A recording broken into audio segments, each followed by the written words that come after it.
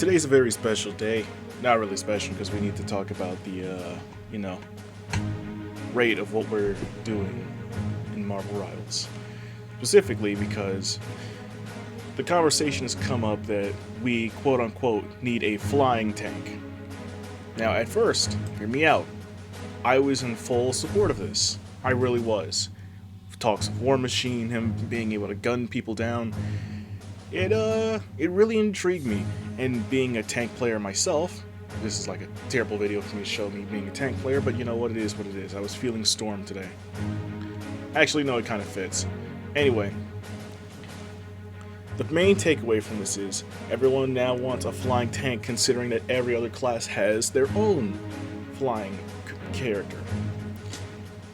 I don't really think that we need another flying character, because as opposed with the War Machine comments, it's mostly just, oh, what are you gonna do when Storm, Iron Man, Ultron, Johnny, yeah, because there are 6 people on a team, 6v6.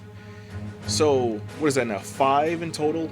Having all 3 player types in the air is far more lethal than you think. Because, one, I was playing Sue one game and I was being hunted down by this Punisher with his ultimate, and the only reason I was able to survive was due to the fact that I could hide behind some debris, some slice of the map that he couldn't shoot through. Now, what happens when that debris no longer exists? Because we have War Machine in the air. So, where's that leave us? Nowhere that's safe for tanks and or healers. We are not safe on the ground, forcing us to play around the maps and, kind of just hide away, hoping that whatever defenses we have can withstand the constant bombardment. So here's what I propose. We don't need another flying hero. We just need an anti-air hero. Someone who's designed around bringing the flyers down to the ground so the DPS can do their job and actually, get their moment to shine and feel like the MVP, since they persist on acting like they're the main heroes of this every single time. And don't lie, you do it. Don't lie, you do it. We all know you do it. It's okay if you want to feel like the hero. Just know that no one will ever sit with you at lunch and, you'll die alone. Simple as that. Anyway, here's what I propose. I've sat on it and thought of some characters that would be great for just anti-air, just for yanking people down. Starting off with Doc Ock. I know, starting off with a Spider-Man villain. I think Doc Ock would make a great anti-air character. Think about it. His arms would allow him to stretch out farther than most heroes can reach. So, if he's already extending the 2 on his legs, extending the ones on arms, letting him reach to a certain range, allow people to pull them onto the ground. Simple as that. And he can keep them there.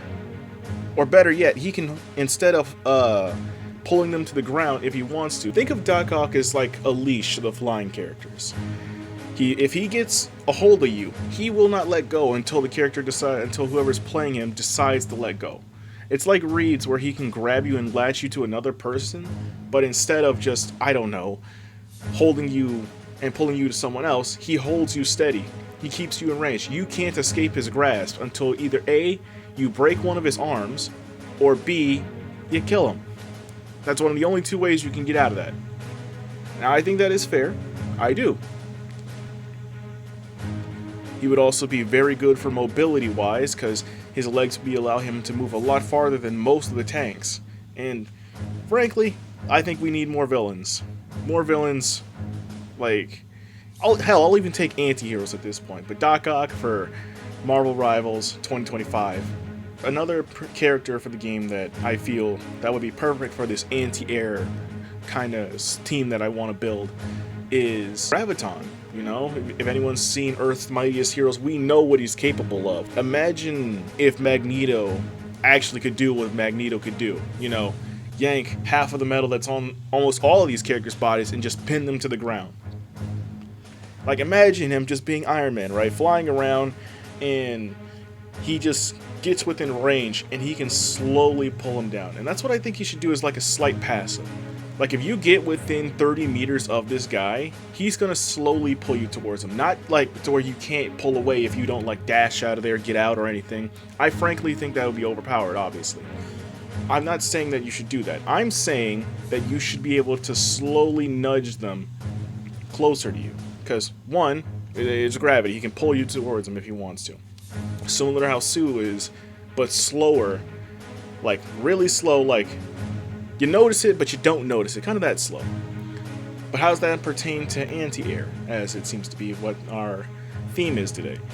Well, frankly, I think if given the chance, he should be able to slightly pull you down to the ground. Just full-on yank you. Think of it as like an inverted Invisible Woman push. Where instead of like, you know, vertically she's pushing and pulling, horizontally Graviton is pushing and pulling. And he can do the same. He could either push you up or push you down depending on what he wants to do. Like for people on the ground, he could loosen the gravity, making it harder for them to stay on the ground, and maybe it makes their aim off a little bit. But if you're in the air, he can just pull you down. And I don't want him to be overpowered, obviously. Like, we'll put a limiter on him on like what he can do, like with Thor's Odin Force, where he can only do a set number of it for amount of times before it needs to recharge. We can just, and for if you want to, we can even have him technically fly, but for a short period of time. We don't want him to obviously just be up in the air obviously all the time. I feel like Graviton would make a great change up to the meta, especially if we can figure out a good use of his kit and everything. But I'm just saying, the gravity powers have potential there to just be exactly what this game needs to pull the Flyers down and get them back into fighting range. Because let's be honest, I don't want to sit there and be holding my position as Thor, look up and see Storm, Ultron, Stark, and Johnny just proceed to just get away with unspeakable crimes. I'm just saying, we all don't want that. Another trait that I was thinking about was, what does another character have that I can't really think of? Because the whole point of a flying tank is they're supposed to be a quote-unquote flying tank, right? So I was thinking, who would be a good use of a flying tank? Frankly, I think Captain Marvel would make a good flying tank.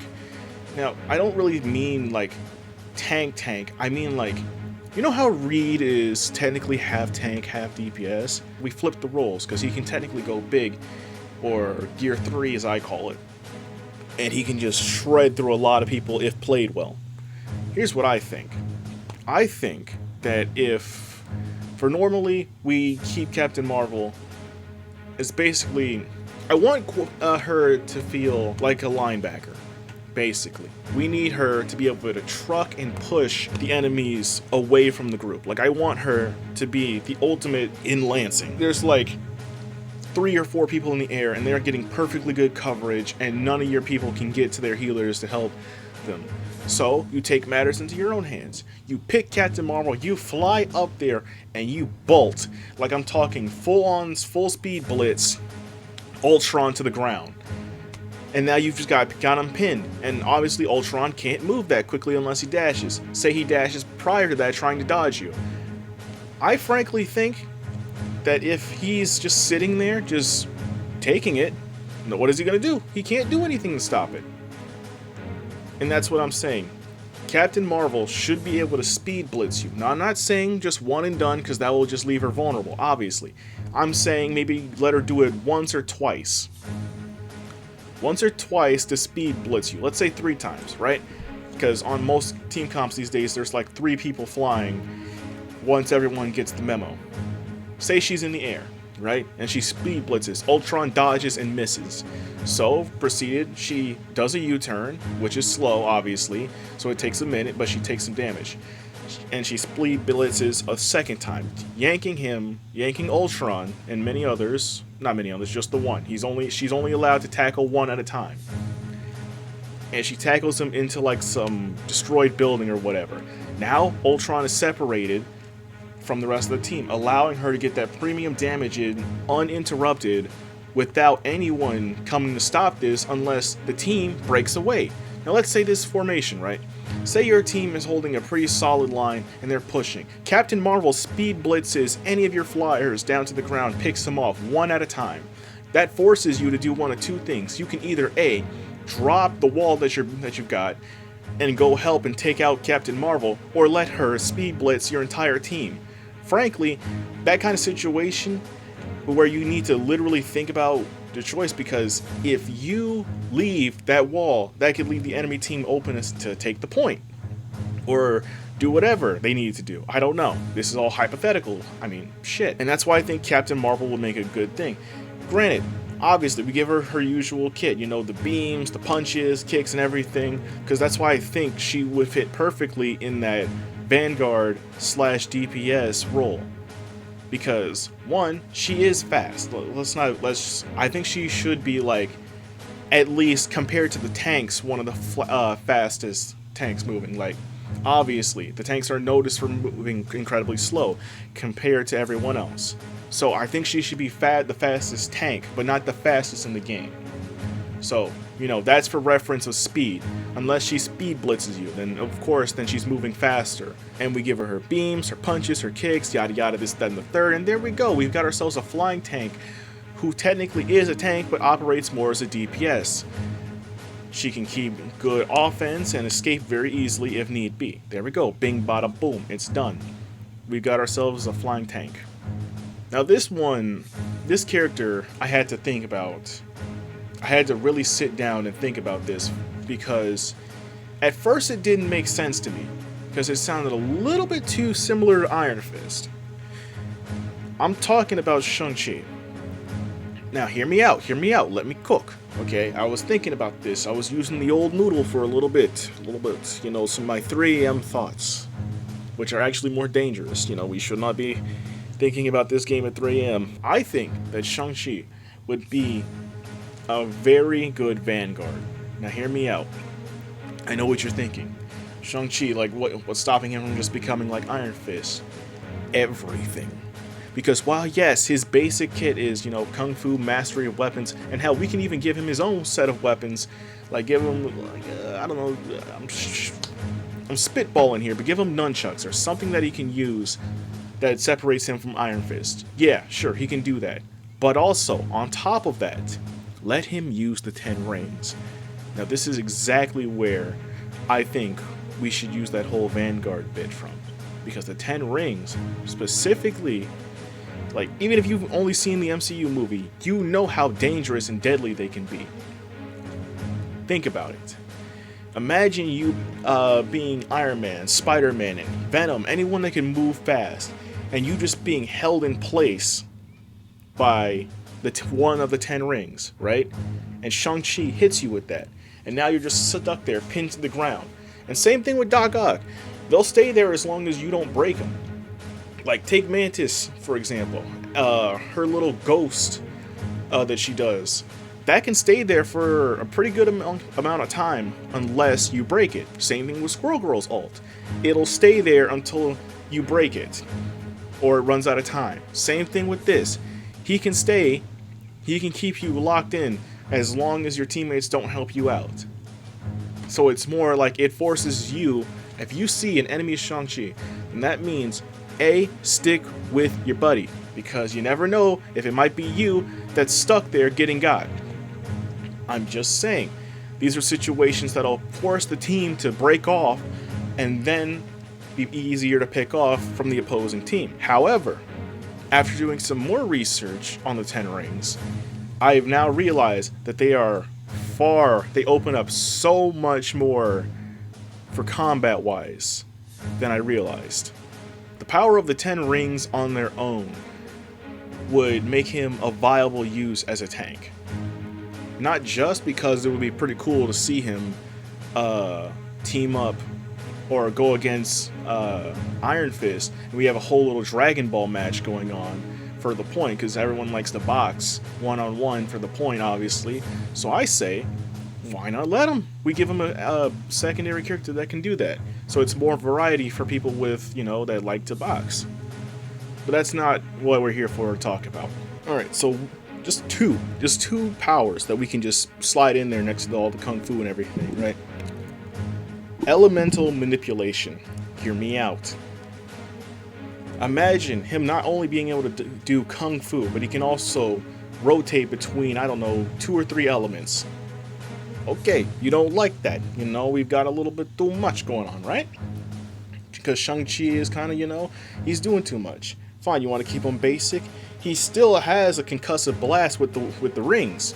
Not to mention, he can give himself slight levitation with that, making him technically a flying tank, albeit more mobile and able to move. Think about it with Sue's double jump, or Hawkeye's jump. Only this time, we let him use the rings. Now I know what you're thinking. That's a little bit too much. How are we gonna nerf him to keep him, you know, somewhat balanced in the tank? Well, the answer, my friend, is in the 10 rings. Take it like this. He can only do what he's able to do with how many rings he has. Say this, for example. Take Johnny, for example. He's flying around doing his usual stuff, right? Well, you shoot out your rings. You have a count of 10 rings. You need to manage all 10 rings in order to properly use Shang-Chi effectively. Let's say grappling someone to the ground takes 4 rings. Now you have 6 left to use. His concussive blast take 2 to use. Now you have 4. But the drawback is, the less rings you have, the weaker you are. So while yes, you could pin the thing to the ground and keep him there for your team to just do something to him, or he could break out, and you could use those other 2 rings to do your levitation, your little jump, your little double jump. It's all in the ring management, not a cooldown, ring management. But I know what you're thinking. But Thor, why not him? Because he has also timers and the Odin Force management. Yes, I understand that, and I hate it with a passion.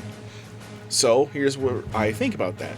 If you're able to break one of the rings, let's say he's holding Penny as the team's proceeding to lay an onslaught of attacks. If your teammates are able to come in and break those rings and break you free, they are set on a timer before they can recharge, therefore locking you to whatever number, like 6 or whatever number you have, until that timer resets. So you can't get them back until that timer resets. Really have to think about if you want to stay in the fight or not. Because yeah, we could just make him just broken as hell, but then what? We just remove the timer counts from everyone. I think Shang-Chi has the material to make a great Vanguard. Although a harder sell, yes, but I think he still does have the potential to make a great Vanguard. Now I know what you're thinking. This whole campaign has just been against a literal flying tank, you know, someone who's in the air constantly. And I get that, I understand that. But we do have to think about this in the long term. There'll be plenty of other flying heroes who can fit the flying tank mold. We need to build an anti-air team of heroes and villains prior to the other heroes. Because think about this.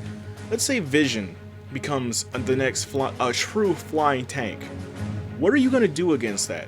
When you have all 3 styles of play in the air, are you going to, I don't know, get off of Spider-Man and go Punisher?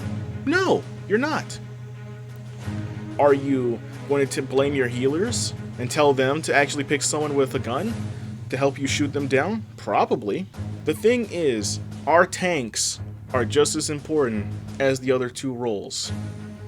All 3 roles are required to play a pretty successful game. Now, there are some cases where you don't really need one or the other. Specifically Vanguard and DPS. Without healers, is just going to be a mob. My point is, we need a contingency for the flying Vanguards for when that time comes. Hell, we need a contingency for the flying characters now.